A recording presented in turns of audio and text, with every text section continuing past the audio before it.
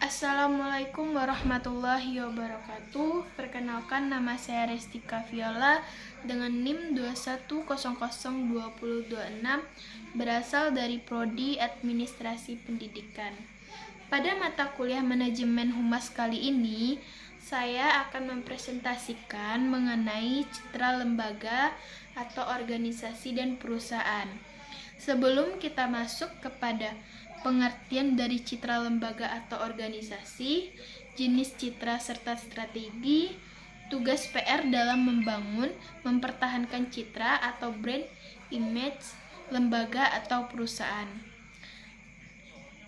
Sebelum masuk kepada materi itu, kita harus mengetahui konsep dari citra tersebut. Citra adalah kesan yang terbentuk dalam benak seseorang berdasarkan pengetahuan, pemahaman, dan pengalaman perilaku komunikasi terhadap sesuatu. Menurut Sandra Oliver pada tahun 2006, istilah citra adalah gambaran tentang sikap, mental, ide yang dihasilkan oleh seseorang atau organisasi atau kepribadian yang menggarisbawahi pada akhirnya citra itu menjadi sebuah kepribadian atau personality yang ditunjukkan kepada siapa atau kepada masyarakat sekitar atau publiknya. Citra yang terbentuk dalam masyarakat atau publik berkaitan dengan suatu perusahaan, berkaitan erat dengan pengalaman komunikasi yang baik, berbagai keberhasilan yang dapat terwujud, berkaitan dengan kualitas produk maupun perusahaan. Contohnya saja kita lihat dari produk sabun, di mana produk sabun tersebut menuliskan beberapa bahan-bahan dari sabun tersebut tidak mengandung zat kimia. Tetapi pada akhirnya banyak kita ketahui di dalam produk sabun mencuci pakaian tersebut ada produk yang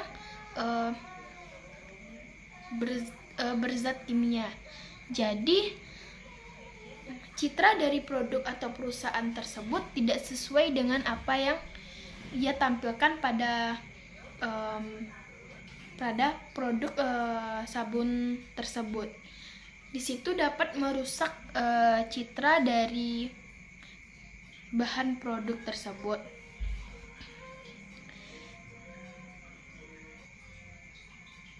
Setiap perusahaan pasti selalu bercita-cita dan berusaha menciptakan citra positif dari produknya tersebut.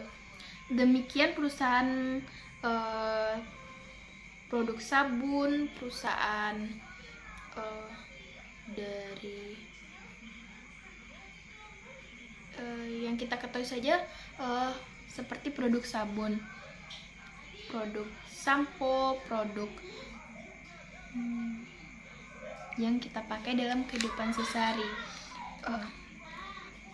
Kalau lembaga atau organisasi berarti kepada publiknya, apakah itu publiknya internal atau publiknya eksternal. Jadi sedikit saja satu kesalahan di dalam contoh yang kita sampaikan tadi mengenai produk, kadang-kadang citra dari itu akan dibawa oleh orang lain tentang seberapa hebat permasalahan di lembaga Anda, atau seberapa hebat dan seberapa gagal Anda sebagai pribadi di mata orang lain.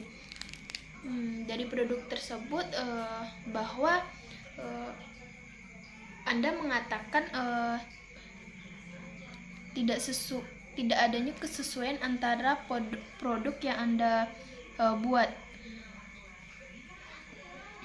Istilahnya itu seperti melakukan sesuatu, harus berbuat sesuatu dan berpikir dan didesain sedemikian rupa, bahkan mengucapkan atau katakan sesuatu perlu ratusan kali untuk dikoreksi supaya tidak salah mengucapkan, tidak salah langkah, tidak salah berbuat, karena kesalahan itu dianggap oleh publik kita sebagai sebuah gambaran tentang diri kita. Istilah citra lahir dari 3 konsep, yaitu adanya penilaian, anggapan atau pendapat, gambaran tentang sesuatu.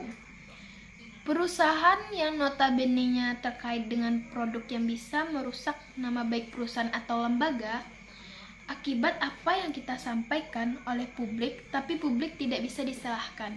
Kenapa? Penilaian dan gambaran persepsi yang muncul di tengah-tengah publik tentang kita atau tentang perusahaan itu muncul akibat yang kita sampaikan, apakah itu secara sadar dan tidak sadar. Maka public relation punya tugas yang sangat berat untuk menciptakan, memperjuangkan, memperbaiki, dan mempertahankan citra perusahaan. Yang dapat kita ambil dari konsep tentang citra lembaga atau organisasi tersebut, bahwa citra itu adalah penilaian, gambaran, dan citra artinya sebuah anggapan, pendapat, pandangan yang sudah disimpulkan akibat stimulus yang kita berikan sendiri.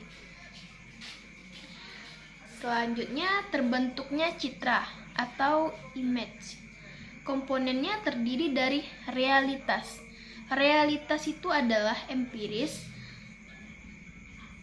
sesuatu yang nyata atau data yang sebenarnya.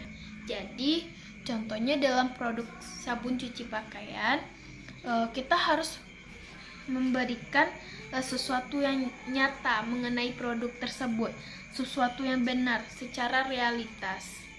Yang kedua, sesuatu yang ideal. Yang ketiga, harapan dan keinginan kita untuk suatu produk tersebut. Yang dapat kita ingat di sini adalah citra yang melekat susah untuk dirubah. Sekali orang menilai baik seumur hidup Anda akan dipandang baik. Dan jika sekali Anda dianggap gagal, selamanya Anda akan dianggap gagal juga. Selanjutnya kita masuk kepada aspek dari pembentukan citra tersebut. Yang pertama, persepsi atau hasil pengamatan. Persepsi pandangan yang muncul akibat pengamatan unsur lingkungan yang berkaitan dengan proses pemaknaan, di mana artinya individu memberikan makna terhadap seseorang atau lembaga akibat rangsangan berdasarkan pengalaman mengenai stimulus yang muncul. Stimulus yang muncul itu seperti wawasan, pengetahuan, kognisi yang berhubungan dengan daya nalar. Maaf, saya ralat bahwa yang kedua adalah wawasan, pengetahuan, kognisi yang berhubungan dengan daya nalar. Yang ketiga, adanya motivasi dari citra tersebut. Citra motivasi, setiap orang menilai sesuatu yang berbeda. Setiap orang memiliki motivasi yang berbeda-beda atau pendapat yang berbeda-beda mengenai produk yang kita tampilkan tersebut. Yang keempat, adanya kecenderungan bertindak, persepsi atau berpikir, dan merasakan banyak hal dalam menghadapi objek, ide, situasi atau nilai tertentu terhadap suatu hal, seperti terhadap orang, lembaga, perusahaan. Jadi, mau tidak mau, persepsi, kognisi, motivasi, dan sikap dari publik masyarakat, orang yang menilai merupakan bagian dari aspek yang membentuk citra lembaga. Selanjutnya kita masuk kepada citra strategi, di mana citra strategi itu terdiri dari penampilan, berkomunikasi dengan banyak orang, mempromosikan diri, menjaga reputasi. Selanjutnya, setelah kita menjelaskan tentang konsep citra tersebut, sekarang kita masuk kepada jenis-jenis citra di lembaga atau organisasi. Saya kutip dari Frank Jeffskin pada tahun 2003 Dalam bukunya, Hubungan Masyarakat menyebutkan adanya beberapa citra, yakni pertama mirror image atau citra bayangan, di mana sebuah gambaran citra yang diyakini dan dianggap benar oleh perusahaan atau pimpinan dalam suatu perusahaan memiliki anggapan pihak luar perusahaan sudah memandang bahwa perusahaan memiliki tanggapan baik. Padahal tidak selamanya pandangan di luar perusahaan itu dianggap baik. Hal ini terjadi karena adanya perbedaan keinginan yang berbeda dengan kenyataan yang terjadi pada masyarakat luas mengenai instansi. Yang kedua, current image atau citra kini. Citra yang erat kaitannya dengan word of mouth atau informasi yang diperoleh dari orang lain. Citra kini berkaitan dengan sepengenalan seseorang mengenai suatu organisasi, instansi, perusahaan, yang kemudian pengalamannya yang ia dapatkan diceritakan kepada orang lain. Yang ketiga, wish image atau citra keinginan, di mana citra yang harapan dari instansi dan diterima dimaknai dengan baik oleh publiknya. 4. Corporate image, citra perusahaan. Sebuah upaya dari perusahaan mengenai tujuan ke depan perusahaan di mata publiknya, tentang bagaimana citra perusahaan mendapatkan citra positif, lebih dikenal dan diterima baik oleh publiknya. Humas sangat berperan untuk mengupayakan dan bertanggung jawab untuk memajukan citra perusahaan yang menjadi salah satu tujuan utama perusahaan. Yang kelima, multiple image atau citra serbaneka, merupakan citra pelengkap dari citra perusahaan. Hal ini meliputi logo, atribut identitas, brand name, uniform, para pekerja profesionalnya yang diidentikan ke dalam citra serbaneka yang diintegrasikan dengan citra perusahaan. Selanjutnya kita masuk ke yang keenam, performance image, citra penampilan, di mana ditujukan kepada subjek dari perusahaan yang berkaitan dengan kinerja atau penampilan diri dari setiap anggota, sehingga anggota dapat membawa citra organisasinya tersebut.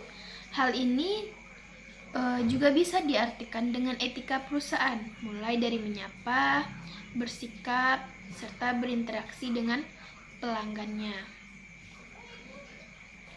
Setelah saya menjelaskan mengenai jenis-jenis citra lembaga atau organisasi, selanjutnya saya akan menjelaskan mengenai peranan humas. Humas itu adalah hubungan masyarakat. Peran humas dalam organisasi perusahaan secara umum adalah sebagai jembatan penghubung antara perusahaan dengan masyarakat. Maka public relation dalam manajemen perusahaan berusaha mendukung kegiatan manajemen dalam menciptakan citra positif dengan cara menciptakan komunikasi yang saling menguntungkan. Public relation bergerak dalam dua sektor. Yang pertama, sektor internal dan sektor eksternal, di mana saya kutip dari Mayrudi tahun 2005 menyatakan bahwa external public relation meliputi beberapa hal. Yang pertama, public relation berusaha memberikan berbagai informasi yang berkaitan dengan prosedur, waktu pelaksanaan suatu acara yang dilakukan perusahaan terhadap masyarakat atau publiknya. Yang kedua, menciptakan hubungan yang baik antara masyarakat di sekitar perusahaan dengan perusahaannya. yang terdiri dari menciptakan hubungan yang kondusif dengan media, berusaha menganalisa opini yang berkembang di masyarakat terkait perusahaan, dan berusaha menyerap aspirasi dari kelompok masyarakat. Selanjutnya, menciptakan komunikasi dua arah dan menumbuhkan saling pengertian dengan pemerintah sebagai pemangku kebijakan. Bahwa dapat saya simpulkan dari pandangan Frank Jeffkin mengenai jenis-jenis citra tersebut, menjabarkan citra baik dari segi pandangan seseorang pemimpin, pandangan orang di luar perusahaan, citra yang diharapkan oleh perusahaan agar terbentuk di benak khalayak luar. Perusahaan melalui perilaku dari orang-orang di dalam perusahaan yang berupa pelayanan terhadap pelanggan, serta citra yang dibentuk untuk menyamakan visi misi dalam perusahaan tersebut,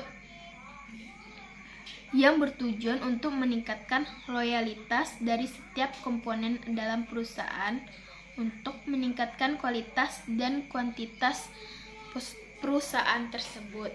Baiklah, hanya itu yang dapat saya sampaikan mengenai materi pengertian citra lembaga atau organisasi, jenis citra serta strategi, dan tugas public relation dalam membangun dan mempertahankan citra atau brand image lembaga perusahaan.